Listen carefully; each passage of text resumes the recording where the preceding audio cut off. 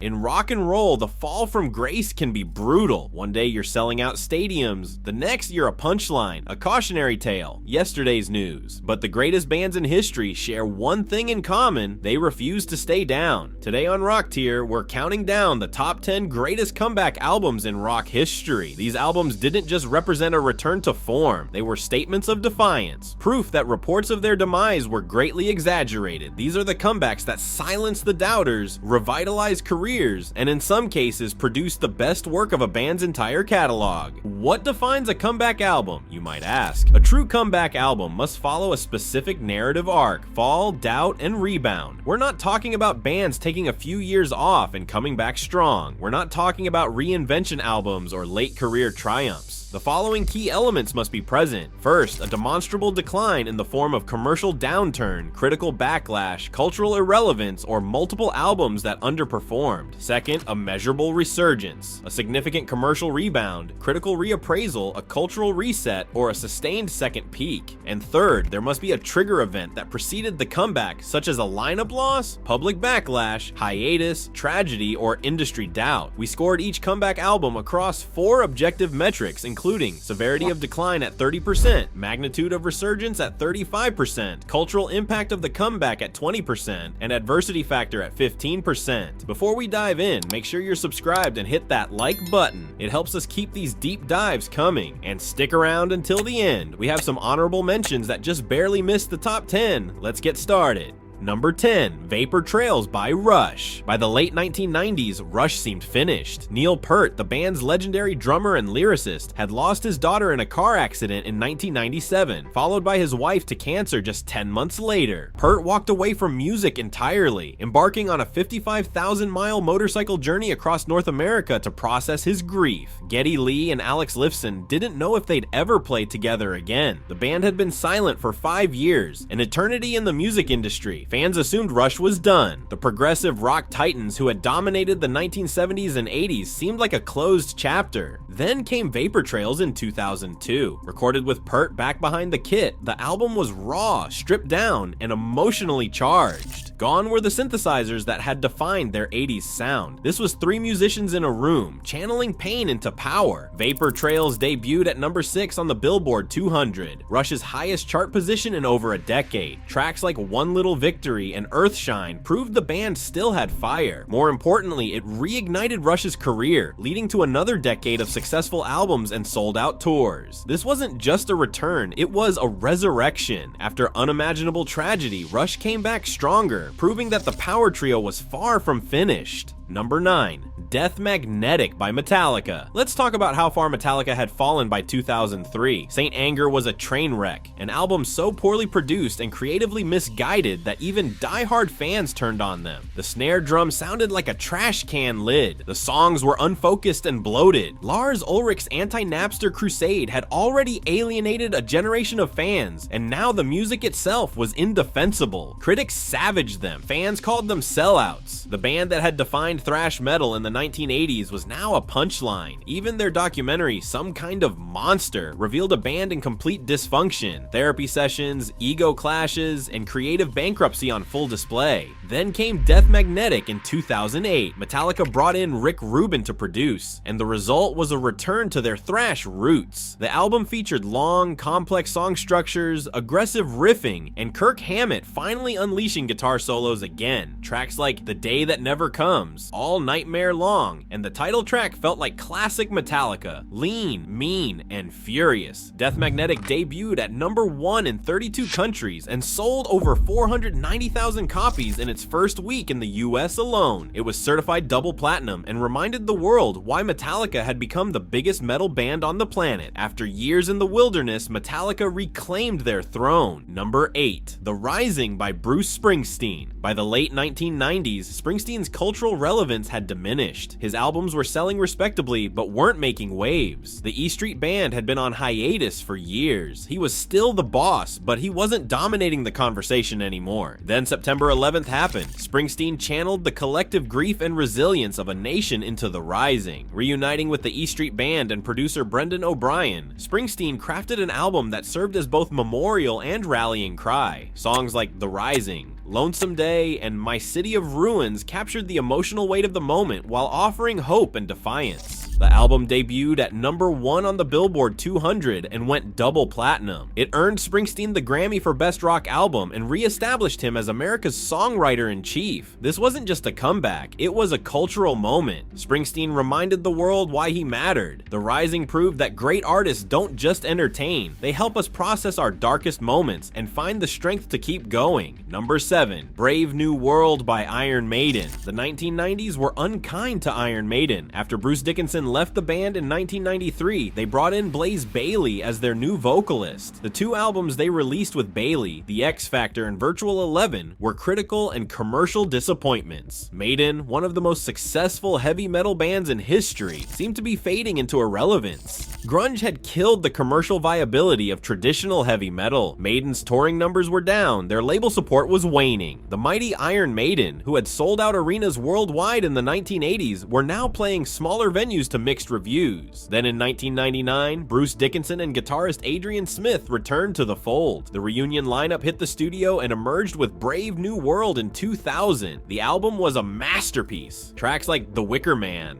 Blood Brothers, and Brave New World showcased everything that made Maiden legendary. Galloping bass lines, dual guitar harmonies, Dickinson's soaring vocals, and epic storytelling. The production was massive, courtesy of Kevin Shirley, and the songwriting was their strongest in years. Brave New World debuted at #7 in the UK and cracked the top 40 in the US, Maiden's best chart performance in a decade. More importantly, it kicked off a second golden era for the band. They've released 6 more studio albums since, all critically acclaimed, and continue to sell out stadiums worldwide. This wasn't just a comeback, it was a complete career reset. Number 6, Californication by the Red Hot Chili Peppers. By the mid-1990s, the Chili Peppers were in crisis. One Hot Minute, released in 1995 with guitarist Dave Navarro, had divided fans and critics. The album sold decently but lacked the energy and chemistry that made the band special. More troubling, original guitarist John Frusciante, whose playing had defined Blood Sugar Sex Magic, was spiraling into heroin addiction and had completely withdrawn from public life. The band seemed rudderless. Flea was exploring side projects. Anthony Kiedis was battling his own demons. The Chili Peppers, who had exploded into the mainstream just a few years earlier, were teetering on the edge of irrelevance. Then in 1998, John Frusciante, now clean and sober, rejoined the band. The chemistry was immediate. They hit the studio with producer Rick Rubin and created Californication. The album was a phenomenon. Scar Tissue, Californication, and Other Side became massive hits. The production was cleaner, the songwriting more mature, but the funk rock energy was still there. Frusciante's guitar work was sublime, melodic, understated, and perfectly complementing the songs. Californication sold over 16 million copies worldwide and won the Grammy for Best Rock Album. It launched a second wave of success for the Chili Peppers that continues to this day. This was a textbook comeback, reuniting the right lineup at the right time and delivering an album that exceeded all expectations. Number 5, Heaven and Hell by Black Sabbath. By 1979, Black Sabbath, the band that invented heavy metal, was in shambles. Ozzy Osbourne was fired due to his substance abuse and erratic behavior. The previous 2 albums, Technical Ecstasy and Never Say Die, had been critical and commercial failures. Sabbath's label was losing faith. Fans had moved on to the new wave of British heavy metal. The Godfathers of Metal seemed finished. Then Ronnie James Dio walked in. Dio, fresh from Rainbow, brought a completely different energy. His voice was powerful, operatic, and technically superior to Ozzy's. Tony Iommi responded with some of the heaviest, most intricate riffs of his career. Geezer Butler's bass lines were thunderous. The result was Heaven and Hell. The title track, Neon Nights, and Die Young redefined what Black Sabbath could be. This wasn't a rehash of the Ozzy years, it was a complete reinvention. The production was massive, the songwriting sharp, and Dio's lyrics brought a fantasy and mythology element that gave Sabbath new dimensions. Heaven and Hell went platinum and received widespread critical acclaim. It proved Sabbath could survive without Ozzy and, in many fans' eyes, even surpassed their previous work. The album kickstarted a new era for Sabbath and cemented Dio as one of metal's greatest vocalists. This wasn't just a comeback, it was a rebirth. Number 4, Black Gives Way to Blue by Alice in Chains. When Lane Staley died of a drug overdose in 2002, most assumed Alice in Chains died with him. Staley's voice had been the band's signature, haunting, tortured, unmistakable. The grunge era was over. The band had been inactive since the late 1990s. The idea of Alice in Chains continuing without Staley seemed disrespectful at best, impossible at worst. For years, Jerry Cantrell, Sean Kinney, and Mike Inez resisted reforming, but in 2006, they brought in William Duvall as the new vocalist and began writing new material. The pressure was immense. How do you honor a fallen bandmate while proving you're not just a nostalgia act? Black Gives Way to Blue was their answer. Released in 2009, the album was a powerful tribute to Staley while establishing Duvall as a worthy successor. Tracks like Check My Brain, Your Decision, and the title track, featuring Elton John on piano, were emotionally devastating and musically brilliant. The harmonies were intact, Cantrell's riffs were as heavy as ever, and the songwriting was mature and reflective. The album debuted at number 5 on the Billboard 200 and went gold. Critics praised it as one of the best comeback albums in rock history. More importantly, it proved Alice in Chains could continue without losing their identity. This was a comeback built on respect, grief, and raw musical power. Number 3, American Idiot by Green Day. By 2003, Green Day was considered washed up. Their 2000 album Warning had been a commercial disappointment. Pop punk had evolved, and bands like Blink-182 and Sum 41 had taken over the genre. Green Day seemed like a relic of the mid-1990s, a band that had their moment and couldn't adapt. Then they scrapped an entire album, locked themselves in a studio, and created American Idiot. This wasn't just an album, it was a rock opera, a concept album tackling politics, media saturation, and suburban disillusionment in post-9/11 America. The title track was a blistering punk anthem. Boulevard of Broken Dreams became one of the biggest rock songs of the decade. Jesus of Suburbia was a 9-minute epic that showcased ambition nobody knew Green Day possessed. American Idiot debuted at number 1 on the Billboard 200, sold over 16 million copies worldwide, and won the Grammy for Best Rock Album. It spawned a Broadway musical and redefined what a punk band could achieve. Green Day went from irrelevant to the biggest rock band on the planet. This was a comeback fueled by ambition, reinvention, and fearless creativity. Green Day didn't just return, they transcended their genre. Number 2, Permanent Vacation by Aerosmith.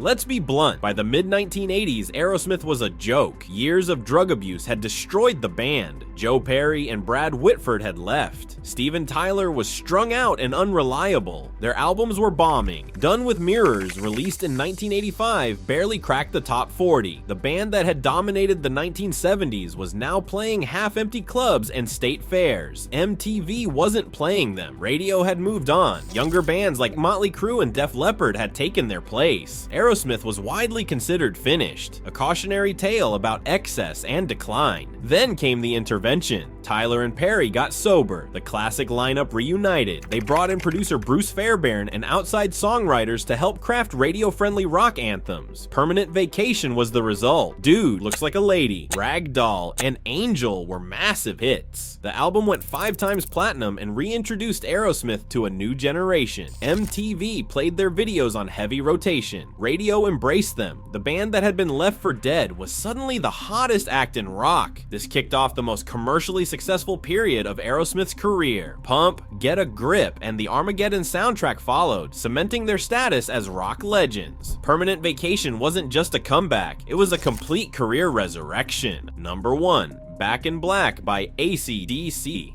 In February 1980, AC/DC vocalist Bon Scott died after a night of heavy drinking. He was 33 years old. The band was devastated. They had just released Highway to Hell, their breakthrough album, and were poised to become one of the biggest bands in the world. Scott's death seemed like the end. The media wrote them off. Fans mourned. Record executives assumed AC/DC was finished. Replacing a frontman as charismatic and unique as Bon Scott seemed impossible, but the young brothers Angus and Malcolm refused to quit. They auditioned Brian Johnson, a relatively unknown singer from the band Geordie. Johnson had the vocal power and raw energy to fill Scott's shoes. The band hit the studio with producer Mutt Lange and channeled their grief into music. Back in Black was a monster. The title track, You Shook Me All Night Long, Hell's Bells, and Shoot to Thrill became rock anthems. The album was a tribute to Scott without dwelling in sorrow. It was defiant, powerful, and undeniable. Back in Black sold over 50 million copies worldwide, making it one of the best-selling albums of all time. It launched AC/DC into superstardom and proved they could not only survive tragedy, but thrive. This is the ultimate comeback story. A band faced with the unthinkable, rising from the ashes, and creating a masterpiece that defined rock and roll for generations.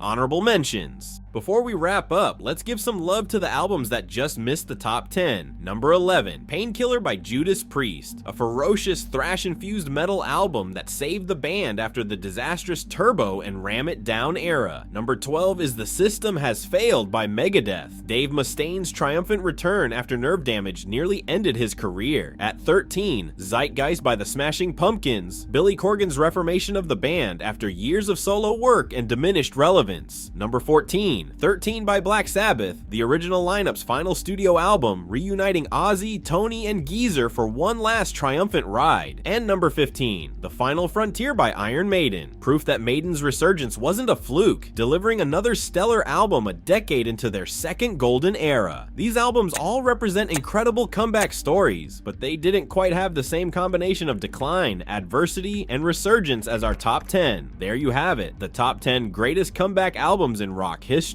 From AC/DC's triumph over tragedy to Green Day's reinvention, these albums prove that the greatest bands don't stay down. They fight back, they adapt, they deliver. Do you agree with our list? What comeback album do you think deserves to be higher? What album did we forget? Drop your thoughts in the comments below, and if you enjoyed this video, make sure you hit that subscribe button and turn on notifications so you never miss a RockTier countdown. Thanks for watching, keep the music alive, and we'll see you in the next one.